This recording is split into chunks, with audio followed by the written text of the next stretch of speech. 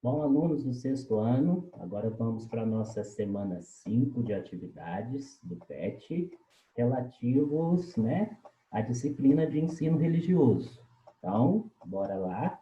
A habilidade dessa semana, o objetivo, será reconhecer que as narrativas e os textos escritos são utilizados pelas tradições religiosas de maneiras diversas.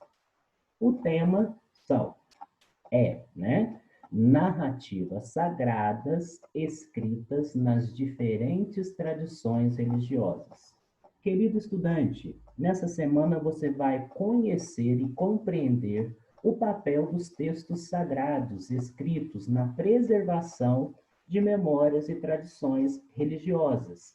Iremos também conhecer mais sobre os textos escritos que são utilizados pelas tradições religiosas de diversas maneiras.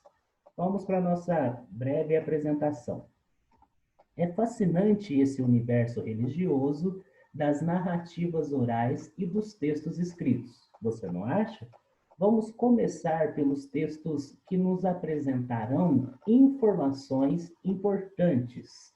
Primeiro texto, de Carolina do Rócio, os textos sagrados não têm contraindicação. Desde o início dos tempos, o ser humano sempre procurou se comunicar e registrar seu cotidiano utilizando-se, primeiramente, dos desenhos. Com o passar do tempo e o acúmulo de informações, tivemos o registro escrito dos conhecimentos construídos. O conjunto desses escritos é conhecido como texto, que significa tecido ou entrelaçar várias palavras para obter um todo. De maneira geral, a expressão texto designa um enunciado longo ou breve, antigo ou então moderno. Há outras formas de transmitir o conhecimento, tais como imagens, charges e etc. Ou seja, o texto é um processo de signos que tendem a transmitir uma ideia ao seu leitor.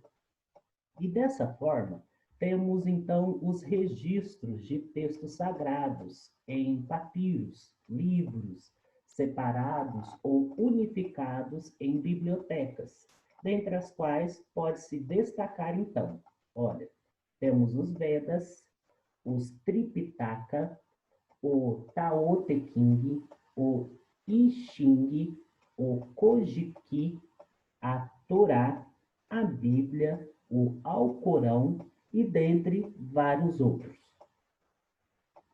Texto 2. Textos sagrados escritos. Há formas diferentes de descrever como os textos sagrados foram redigidos, foram escritos, Para algumas tradições religiosas, são grafados a partir da inspiração divina, ou seja, o próprio divino se faz presente de alguma maneira para enviar a mensagem ao ser humano. No entanto, é importante lembrar que alguns textos sagrados não nascem necessariamente sagrados, mas se tornam sagrados à medida que o grupo encontra esses textos. Nos textos escritos, elementos que nos unem em um mesmo ensinamento e apresentam valores comuns e auxiliam ao ser humano a experimentar a manifestação do sagrado. Também há outra forma de um texto se tornar sagrado, após a morte de um líder, por exemplo. Podemos citar que os ensinamentos orais de Siddhartha Gautama, que é o Buda, foram organizados e transformados em livros pelos seus discípulos. Os conteúdos encontrados no Tripitaka são variados e os capítulos podem ser lidos individualmente, como sutras. Outro exemplo pode ser o profeta Maomé, que recebeu as revelações através do anjo Gabriel e as recitava. Após a sua morte, foram compiladas no Alcorão. Então, esses são os dois textos. Como sempre digo, e vocês já sabem disso, Podem ler e reler quantas vezes forem necessário, tá bom? Atividades. Vocês vão observar esses textos com bastante atenção, tá? Nós temos aqui 3. O primeiro é sobre o hinduísmo. O segundo, Rastafari, tá? O terceiro é sobre o islamismo, que é o Alcorão. Então vamos procurar entender cada um deles agora. O hinduísmo. Os mais antigos textos do hinduísmo foram escritos entre 1500 e 1000 anos antes de Cristo, na Índia, tá bom? Grandes ações dos textos épicos, como as guerras do Mahabharata, né, também se passaram no país, na atual fronteira com o Paquistão. Rastafari, né, escrito por volta do século XVIII, o livro sagrado da religião Rastafari conta a história da origem da dinastia dos imperadores da Etiópia, descendentes, né, do rei Salomão. O último, Islamismo, o Alcorão, livro escrito entre os anos de 610 e 633 pelo profeta Maomé, que recebeu revelações divinas. O Alcorão, ele descreve as origens do universo, do ser humano, e estabelece como devem ser as relações entre as pessoas e entre elas e o Criador. Então, são esses 3. Temos mais alguns outros textos aqui, ó. A Torá, do judaísmo, perdão, né? Judaísmo. A Torá é composta de 5 livros, que são Gênesis, Êxodo, Levítico e Números e Deuteronômio, conhecidos também como 5 livros de Moisés ou Pentateuco. Esses livros, eles falam sobre o quê? Falam sobre a origem do mundo, dos ancestrais de Israel, do período em que os israelitas foram escravizados no Egito e de como foi sua libertação do recebimento da lei, né? Que são os 10 mandamentos, através de Moisés e da peregrinação no deserto até a entrada na terra prometida. Observem bem a imagem aqui, ó, tá bom? Agora, a Bíblia do cristianismo. Observem a imagem. A Bíblia, gente, ela é um texto sagrado para o cristianismo, que significa livros.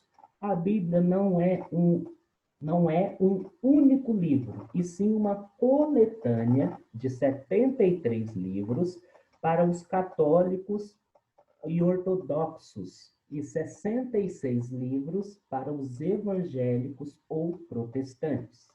A Bíblia possui um grande valor espiritual e religioso para todo cristão. Agora, vamos lá. Preencha nessa tabela abaixo com o nome dos textos sagrados das religiões apresentadas. Então, aqui a gente tem a tradição religiosa, né? Várias: hinduísmo, budismo, judaísmo, cristianismo, islamismo e rastafarismo, tá? Essas são as tradições religiosas. E nessa parte aqui, ó, que está escrito texto sagrado escrito, vocês vão escrever que tipo de texto, né, eles desenvolveram, eles seguem, tá bom? Ficou claro? Então aqui nós temos a tradição religiosa, né? E vocês vão preencher aqui o nome dos textos sagrados de cada tradição, ok? Atividade 2. Na sua casa tem algum livro considerado sagrado? Sim ou não? Se tiver, a qual religião ele pertence? Então, vocês vão colocar aqui. Número 3. Agora é o momento de preparar o roteiro de entrevistas para que você possa dialogar com mais 3 pessoas e conhecer o que elas pensam sobre textos sagrados escritos. Um, né? Você sabe o que é um livro sagrado? 2, você conhece ou possui algum livro sagrado? 3, o que ele significa para você? Então, pensem bem nessas perguntas, tá bom? Observação. É importante que você inclua pelo menos mais 2 perguntas. Então, já foi dada essas 3 perguntas. Vocês vão incluir, perdão, vocês vão incluir nessa entrevista mais 2 perguntas, tá? Ok?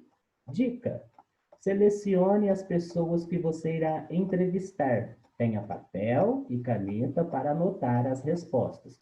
Vocês farão essas 3 perguntas, mais as outras 2 que vocês irão formular, tá? E entrevistar alguma pessoa, ok?